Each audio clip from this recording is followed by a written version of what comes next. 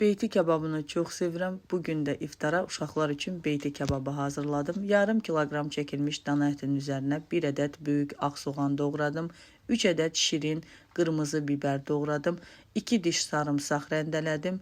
Duz, istiot, paprika və kimyon da əlavə edib yaxşı qatışdırdım. Daha sonra isə hazır lavaşın üzərinə hazırladığım ətin içliyini bu şəkildə əlavə etdim. Yəni lahmacun kimi belə deyək. Sonra isə videoda gördüyünüz formada dürüm şəklində büktüm. Hamısını büktükdən sonra isə bu şəkildə kəsdim və soba qabını yağlayıb hazırladığım lavaşı bu şəkildə soba qabına əlavə etdim və tam düzdükdən sonra üzərinə biraz da kərə yağı əlavə etdim və sobada bişirdim.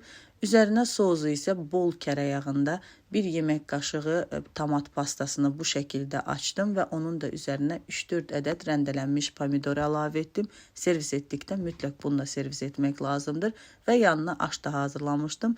Hazırladığım tomat pastasını, cəfəri və üzərinə də qatıq əlavə edib servis etdim. Hədsiz ləzzətli alınmışdı. Hər kəs çox bəyəndi. Fikir olsun deyə paylaşdım. Sizlər də hazırlayıb nuş edin.